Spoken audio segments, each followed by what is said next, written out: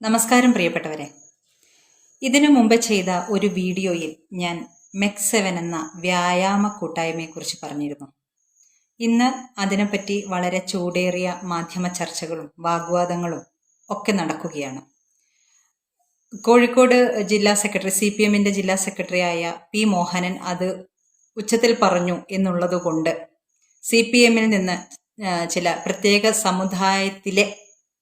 സമുദായങ്ങളിലെ സഖാക്കൾ കൊഴിഞ്ഞു പോകുന്നുണ്ട്, ഇനിയും കൊഴിഞ്ഞുപോക്ക് തുടരും എന്നൊക്കെയാണ് വാർത്തകൾ.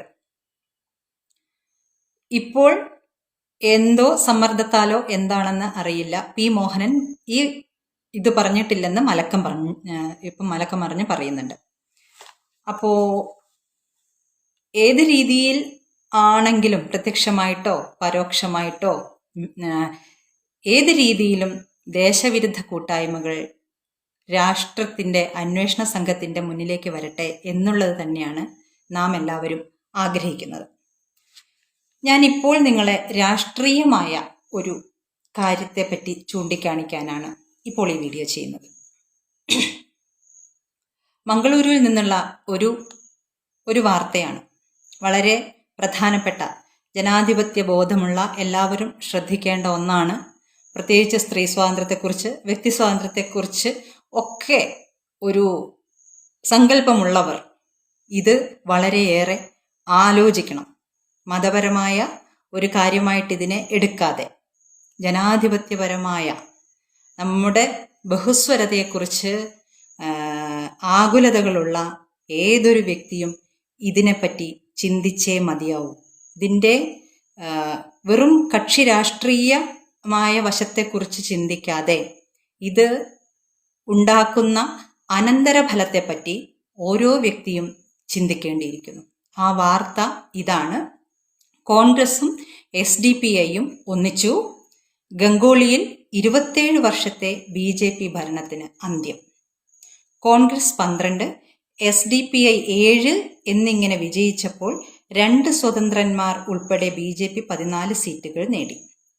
ഉടുപ്പി ജില്ലയിലെ ഗംഗോളി ഗ്രാമപഞ്ചായത്ത് തെരഞ്ഞെടുപ്പിൽ BJPയെ അട്ടിമറിച്ച് കോൺഗ്രസും SDPIയും ഇരുവരും പരസ്പര ധാരണത്തോടെ രംഗത്തിറക്കിയ സ്ഥാനാർത്ഥികൾക്ക് മിന്നും ജയം. 27 വർഷമായി BJP പിന്തുണയുള്ള ജനപ്രതിനിധികളായിരുന്നു ഇവിടെ ഭരണത്തിലുണ്ടായിരുന്നത്. ഇതിനാണിപ്പോൾ കോൺഗ്രസും SDPIയും ചേർന്ന് അന്ത്യം കുറിച്ചത്. ശ്രദ്ധിക്കുക, കോൺഗ്രസും SDPIയും. ഇതുതന്നെയാണ് പാലക്കാടും നടന്നത്. പാലക്കാട് രാഹുൽ മാങ്കൂട്ടം വിജയിച്ചപ്പോൾ ആദ്യം വിജയാഹ്ലാദ പ്രകടനത്തിന് റോട്ടിലിറങ്ങിയത് SDPI ആയിരുന്നു എന്ന് നമ്മളെല്ലാവരും വാർത്തകളിൽ കണ്ടു. അപ്പോൾ SDPI കോൺഗ്രസിനെ വിജയിപ്പിക്കാൻ ഇറങ്ങുന്നത് എന്തുകൊണ്ടാണ് എന്ന് നാം ആലോചിക്കണം. വഖഫിൻ്റെ പ്രശ്നങ്ങളെപ്പറ്റി പറയുമ്പോൾ അത് ഏറ്റവും കൂടുതൽ പഠിച്ച, മുനമ്പത്തെ ജനങ്ങൾക്ക് വേണ്ടി സംസാരിക്കുന്ന ജോഷി മയ്യാറ്റിൽ എന്ന വികാരി അച്ഛൻ പറഞ്ഞ ഒരു വാചകമുണ്ട്: ഇന്ത്യയിലെ ഏറ്റവും വലിയ വർഗീയ പാർട്ടി കോൺഗ്രസ് ആണ്. കാരണം ശരീഅത്ത് പ്രകാരമുള്ള ഒരു നിയമം ഒരു ജനസമൂഹത്തിൻ്റെ മേലെ അടിച്ചേൽപ്പിക്കാൻ നിയമമുണ്ടാക്കിയ കോൺഗ്രസ്. ഈ വഖഫ് നിയമം എന്നത് ഒരു ഡ്രാക്കോണിയൻ നിയമമല്ല, ഒരു കോൺഗ്രസോണിയൻ നിയമമാണ് എന്ന് ആ വികാരി അച്ഛൻ പറഞ്ഞിട്ടുണ്ട്. നാം മനസ്സിലാക്കണം, ഇന്ത്യയിൽ ഈ വഖഫ് നിയമം വഴി, മുസ്ലിം ന്യൂനപക്ഷ പ്രീണനം വഴി ഒരു പാകിസ്ഥാൻ തന്നെ ഉണ്ടാക്കി വെച്ചത്, പാകിസ്ഥാൻ അവശേഷിപ്പിച്ചത് കോൺഗ്രസ് ആണ്. ഈ കോൺഗ്രസിൻ്റെ പ്രധാനമന്ത്രിയായ മൻമോഹൻ സിംഗ് ആണ് പറഞ്ഞത്, ഈ രാജ്യത്തെ വിഭവങ്ങളുടെ ആദ്യ അവകാശികൾ ആരാണ്? ആ പ്രത്യേക സമുദായക്കാരാണ്. ആലോചിക്കണം. വിഭജനം കഴിഞ്ഞ് ജിന്ന ആവശ്യപ്പെട്ടത് അനുസരിച്ച് അവിടുത്തെ ഹിന്ദുക്കളെ സംരക്ഷിക്കാൻ വേണ്ടി 6 ജില്ലകൾ കൂടി ഇന്ത്യ വിട്ടുകൊടുത്തിട്ടുണ്ട്. അവിടുത്തെ ഹിന്ദുക്കൾക്ക് വേണ്ടിയിട്ട്. അവിടുത്തെ ഹിന്ദുക്കൾ ന്യൂനപക്ഷമായ ഹിന്ദുക്കൾ എന്നിട്ട് പാകിസ്ഥാനിലും ബംഗ്ലാദേശിലും ഇപ്പോൾ അനുഭവിച്ചു കൊണ്ടിരിക്കുന്നത് എന്താണെന്ന് നമുക്കറിയാം. അപ്പോൾ ഇതുപോലെയുള്ള മതരാഷ്ട്രങ്ങൾ, മതനിയമങ്ങൾ, ഇതിൻ്റെ ദുരന്ത ഫലങ്ങളാണ് ഞാൻ പറയുന്നത്. 2047 ഇസ്ലാമിക രാഷ്ട്രം ഉണ്ടാക്കണം എന്ന പ്ലാനോടുകൂടിയാണ് PFI പ്രവർത്തിക്കുന്നത് എന്ന് മഹാരാഷ്ട്ര ATS കണ്ടെടുത്ത രേഖകൾ നമ്മളോട് പറയുന്നു. 2047 ഇസ്ലാമിക രാഷ്ട്രം ഇന്ത്യയിൽ സ്ഥാപിക്കണം എന്നതാണ് PFIയുടെ പ്ലാൻ. അവരുടെ പദ്ധതി രേഖ ATS കണ്ടെടുത്തിട്ടുണ്ട്. അങ്ങനെ ഒരു സങ്കല്പം അവർ നടപ്പാക്കിയാൽ അതിനുള്ള എല്ലാ സഹായ സഹകരണങ്ങളും ഇസ്ലാമിക രാജ്യത്തിൽ നിന്നോ ഒക്കെ കിട്ടിയാൽ ഇവിടുത്തെ ബഹുസ്വര രാഷ്ട്രം, ഇവിടുത്തെ ജനാധിപത്യം ഇതിനെന്ത് സംഭവിക്കും? ഇപ്പോൾ ഭരണത്തിലെത്താൻ വേണ്ടി കോൺഗ്രസ് ചെയ്യുന്നത് SDPIയെ പോലെയുള്ള ഒരു വർഗീയ ശക്തിയെ കൂട്ടുപിടിച്ച് അവർക്ക് ആവശ്യമായ പ്രീണന രാഷ്ട്രീയ തന്ത്രങ്ങൾ നടപ്പാക്കി കൊടുത്ത് അവരെ പ്രീണിപ്പിച്ച് നിർത്തി അധികാരം പിടിച്ചടക്കുക എന്നുള്ളതാണ്. ഇത് പാലക്കാട് നമ്മൾ കണ്ടു. പിന്നെ വയനാട്ടിലെ രാഷ്ട്രീയം പറയുകയേ വേണ്ടല്ലോ. ഇവിടെ പച്ചക്കൊടി പിടിക്കാത്തത് എന്താണെന്ന് വെച്ചാൽ വടക്കേ ഇന്ത്യയിൽ അത് തിരിച്ചടിക്കും എന്നുള്ള ഒറ്റ കാരണം കൊണ്ടാണ്. അപ്പോൾ ഡോക്ടർ ആനന്ദ് രംഗനാഥൻ എന്ന എഴുത്തുകാരൻ ഹിന്ദു രാഷ്ട്രത്തിലെ ഹിന്ദുക്കൾ എന്ന ഒരു പുസ്തകം എഴുതിയിട്ടുണ്ട്. അതിൽ പറഞ്ഞിട്ടുണ്ട്, ഹിന്ദു ഇവിടെ 8ാം തരം പൗരനാണ്. ഒന്ന് ആലോചിച്ച് നോക്കൂ. ദേവസ്വം ഭൂമികളെക്കുറിച്ച്, നമുക്കിവിടെയുള്ള അവകാശങ്ങളെക്കുറിച്ച് ഓരോരുത്തരും ചിന്തിച്ചു നോക്കൂ. ഇത് പറയുന്നത് വർഗീയതയാണോ അതോ ജനാധിപത്യപരമായി മതനിരപേക്ഷതയിൽ വിശ്വസിക്കുന്ന ആൾക്കാർ ചിന്തിക്കേണ്ട രീതിയിലല്ലേ? നമ്മൾ ഹിന്ദു എന്ന് പറയുമ്പോഴത്തേക്കും എന്തുകൊണ്ട് വർഗീയത എന്ന് പറയുന്നു? ശരിക്കും വർഗീയത കളിക്കുന്നവര്, ശരിക്കും വർഗീയമായി രാഷ്ട്രീയ തന്ത്രങ്ങൾ ഉപയോഗിച്ച് അധികാരം നിലനിർത്തിയ കോൺഗ്രസ്, എപ്പോഴും അത് നിലനിർത്താൻ ശ്രമിക്കുന്ന കോൺഗ്രസ്, എന്നിട്ടും പറയുന്നു മതേതര പാർട്ടിയാണ്, ഭാരതീയ ജനതാ പാർട്ടി വർഗീയ പാർട്ടിയാണെന്ന്.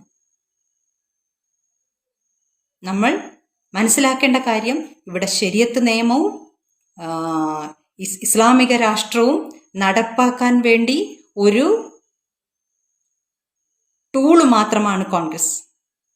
ഇനിയും കോൺഗ്രസിന് വോട്ട് ചെയ്യുന്ന, മതേതരത്തിൽ വിശ്വസിച്ച് വോട്ട് ചെയ്യുന്നവർ ചിന്തിച്ചു കൊള്ളുക, ഇത് ഇസ്ലാമിക രാഷ്ട്രത്തിന് വേണ്ടിയുള്ള ഒരു ടൂളാണ്. ഈ SDPI, PFI, ഇപ്പോൾ PFI നിരോധിക്കപ്പെട്ടു, പേര് മാത്രമാണ് നിരോധിക്കപ്പെട്ടത്. ആ വ്യക്തികളോ ആ പ്രത്യയശാസ്ത്രമോ എവിടെയും പോയിട്ടില്ല. ജമാഅത്തെ ഇസ്ലാമി ഉണ്ട്, എല്ലാവരും ഇവിടെ തന്നെയുണ്ട്. സ്ലീപ്പിംഗ് സെല്ലുകളുണ്ട്. ഇങ്ങനെ ഇപ്പോൾ ആരോപണം വന്നിട്ടുള്ള MEC7 പോലെയുള്ള പ്രത്യക്ഷത്തിലും പരോക്ഷത്തിലുമുള്ള പല സംഘടനകളുമുണ്ട്. മറന്നു പോകണ്ട, അവിലും മലരും കുന്തിരിക്കവും വാങ്ങിവെക്കാൻ പറഞ്ഞത് ആരോടാണെന്ന് ആരും മറന്നു പോകരുത്. അപ്പോൾ വീണ്ടും പറയുന്നു, ഇനി രാഷ്ട്രീയമായ തന്ത്രം വരുന്നത് കോൺഗ്രസിനെ മുന്നിൽ നിർത്തിക്കൊണ്ടാണ്.